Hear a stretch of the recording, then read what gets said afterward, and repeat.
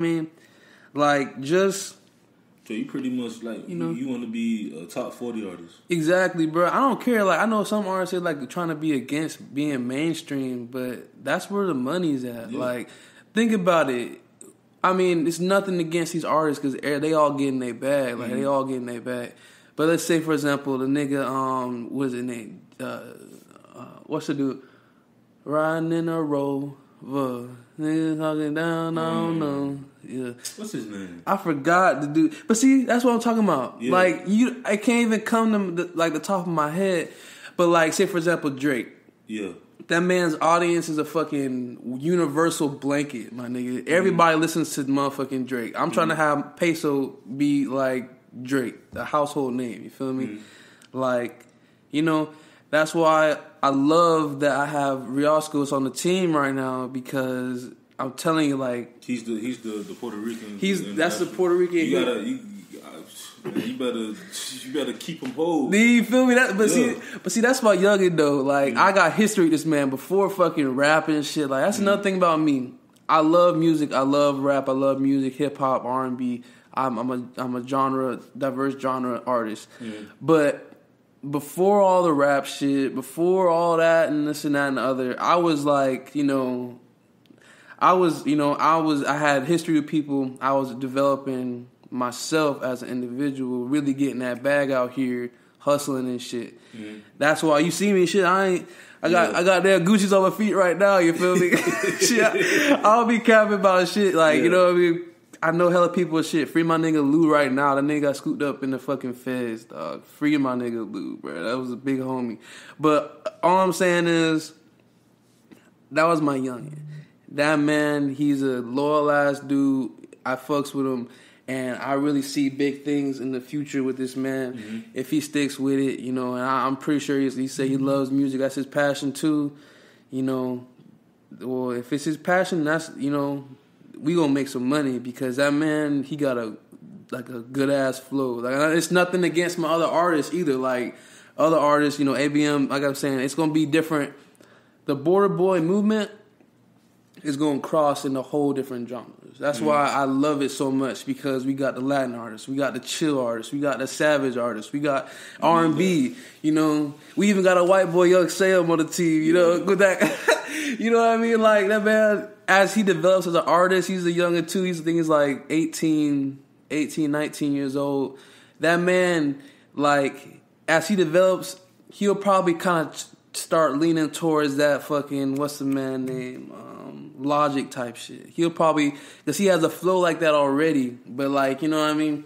He's gonna kind of develop into something like that. I already can feel it. Like, that's one thing about me. I know how to like kind of hear music. Although I've done music for a short period of time, like shit, I was just in the studio 2 or 3 weeks ago, and the dude was like, "How long you been rapping?" And I was like, "I've been rapping literally like kind of a year." Like, if you just crunch down all the intermissions and shit. He's like, damn, like, you really got an ear for music. I'm like, I appreciate it and shit, It's just, I always love music. It's just, now I'm trying to pursue it because I was always that shy ass nigga, you feel me? Yeah. Like, always shy. Like, I was the same way. So when I started the podcast, I'm saying, how the hell am I going to speak to all these people and like, I mean, like, it's different when you have, like, a group of people that you knew for a while. Yeah. You can talk to them. But then it's, like, meeting new people and things like that. Like, I know the podcast is going to be very big. And I'm like, dang, it's going to get to a point where I'm going to interview a celebrity. I'm like, how I'm going to do that? True. But I just, just stay calm and just be myself. And, yeah, man. That's what you got to do. You know what I'm saying? Exactly. And that's a huge thing, bro. Being yourself, bro. Like, one thing about me, I'll be honest with you. Like, and I never try to. One thing about me, I'm gonna say, like, I'm not from the hood, bro. I grew up in like the suburbs and shit. Of course, everywhere has its own problems. I grew up speaking, like, articulately with vocabulary. Like, my mom was an English teacher. You feel me? Like, so, like, I grew up, a fairly good kid. Like, I was a good kid. Like, I'm not going to lie. Like, everything for me was kind of set up. Like, you feel me? Like, I played football. I was always good at it. Like that's what kind of got me, like, athletic, people fucking with me and shit like that. You know what I mean? Everything was so good. You know, I had the perfect girl, all that shit. But when I got to fucking high school, and then, mind you though, it's hard. You always kind of have a conflict within yourself when you're like the only black kid on the block and your shit in your like neighborhood. That's always been an issue with me, like identity and shit. Like, I'm not gonna lie and be like, oh, I'm some tough ass nigga, yeah, hustle, this and that and other. I'm vulnerable too, my nigga, shit. Yeah. I'm vulnerable as fuck right now, going these damn legal problems I'm going through right now. But growing up as a kid, it's always been hard. You know, you gotta find out who you really are and shit, you know. But when you the only black kid in the neighborhood, you too black for everybody, like, and one day, like, I was chilling at the pool with some white kids, and we was young, probably like middle school, like elementary shit. And I remember the boy, he got mad. We was playing like basketball in the pool. He called me the N-word, you know, ER, like hard shit. Bro, you feel me? And that shit, I don't think that shit ever sat right with me as a kid. Like, it was a lot of pent up anger and shit towards certain people, you know, and it's like, you know, you kind of get a little bit aggressive, but it's like, you know, you cope in different ways. And I was like I said, I was that shy ass kid. Like, I kind of got my shit out in football and, you know, just kind of pinning it up and shit. I was always that kid, you know, that shower singer ass nigga. Like, I was doing little shit like that. But, you know, as time progressed and shit, I go to middle school and shit like that, playing football, meet all different types of people. One of my best friends, I still keep in contact today. You know, he does music. He always asks me, why don't you get into music? I was just like, you know, that's not me. And it wasn't me at the time. It just was not me. I couldn't force it. Like, because if I forced it, I was a shy individual, yada and shit. But when I started going to high school, I went to a ghetto ass high school. Like, like, you got niggas on free lunch and shit. You know, you got gates and shit all around all the campus. I got motherfucking cameras and shit everywhere. And it was a good football school. I was doing speed and conditioning with the coach in middle school. And he was like, you know what, we really want you to come here in high school and shit. So I eventually went there. And, you know, being an impressionable ass kid, me never being in an environment like that, like a fucking environment like that, you know what I mean?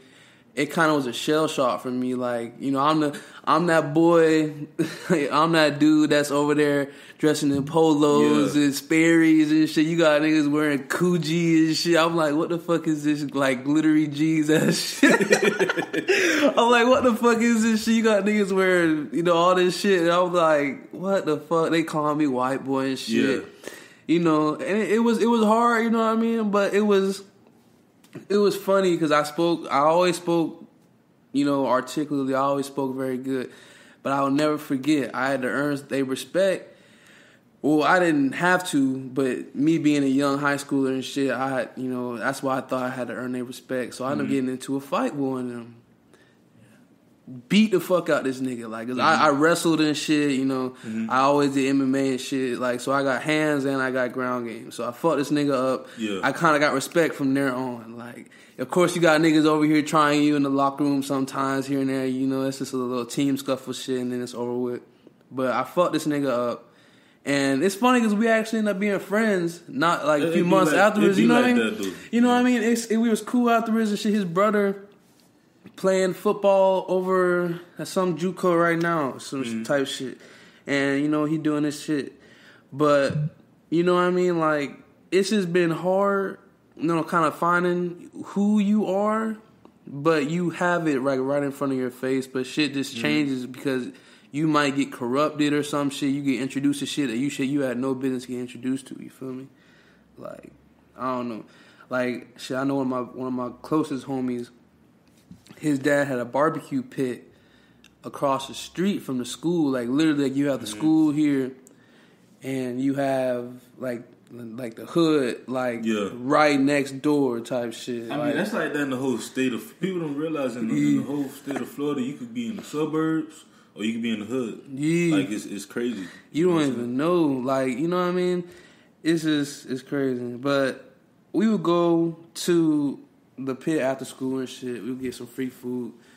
And, you know, I got introduced to weed and shit in middle school, at 8th grade and shit. But, like, that's when I kind of, like, started really smoking and shit. Yeah. But, you know, got introduced to a lot of shit, different types of bitches, different types of niggas and shit. Like, you started getting into different lifestyles and shit, you know. Shit just progresses, and it just kind of goes, like, not downhill, but it just goes in a spiral from there, you feel me? But luckily, though, I got a college scholarship to play ball. Like, I was always a team captain my junior, senior year. You know, I did my shit, though. You feel me? I did my shit. Like, I can't say, and I'm never trying to say, oh, I'm some Mr. Tough nigga from the hood and da-da-da. That's not me, like, at all. Like, me, I'm a businessman, articulate, trying to get this fucking bag. Like, I'm just greedy as fuck. Like, that's one thing about me. I'm just greedy. Like, ain't nothing wrong with that. I'm just greedy as fuck. You gotta wonder, you wanna expand your horizons and stuff, because you know it's money everywhere. Exactly. And it's funny because the second time I ended up kind of leaving college, like the first time I left college when I got a scholarship, I fucked up in school over some dumb shit. And I went back home, and I was living in Tampa at the time, and it was so funny, bro, because, of course, you know, you in that lifestyle over there in college when you shouldn't have been. But when I was in Tampa, dog, it's so funny because I was hanging around white boys when, like, in the suburbs I grew up in. Yeah. These niggas had these big-ass guns, big-ass trucks. They would be having like 4 pounds of weed in the truck. Like, you know, these niggas was like, you feel me? Like, these niggas was, you know, they doing their shit. You know what I mean? They doing their shit. And this is the suburbs. Like, it's just it's so funny. You get craziness everywhere you go. It don't matter where the fuck you are. You can be in motherfucking the city. You can be in the hood. You can be in Section 8. You can be in mansions. Motherfucking, I live out here in Weston right now. You can be in motherfucking Windmill Ranches, fucking Gucci Mane, Dan Marino and shit. You know, they live over there. You know what I mean? That's like, that's not that far from Heritage, right? Well, because I know around American Heritage, what's that? That's not Weston. That's what? Like Plantation. Yeah, that's Plantation, and I think they have another American Heritage campus over there in Boca, I think. But yeah, man, it's just, you know, it's craziness wherever you go. Different levels to the shit, like, for real, like, shout out to Meek. But it really is different levels to the shit because, you know, it's crazy. So, that's crazy. So, as far as, like, your music go, you got a single coming out tomorrow. Yes, sir. What's your expectations for that? Honestly, I expected to do good. Like, it's gonna be on iTunes, Spotify, SoundCloud, Vital, like all those different platforms.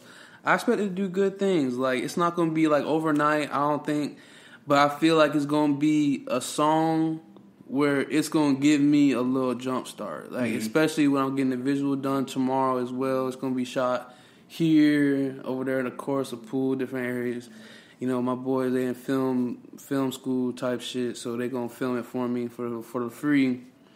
But I got my little Frenchie and shit I'm gonna have in it too and shit. Like a little blue and white Frenchie. But you feel me? Like, I'm you know, I'm trying to make that song kind of an anthem. Try it on the radio, trying to promote it like heavy. That's what people say I should do, so that's what I'm gonna do. You know what I mean? Like.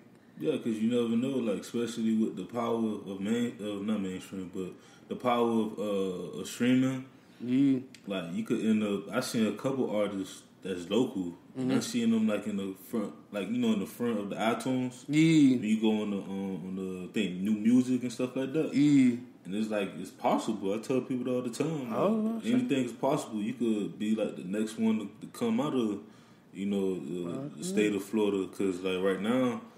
I was looking at something and they said like our state alone is ranked like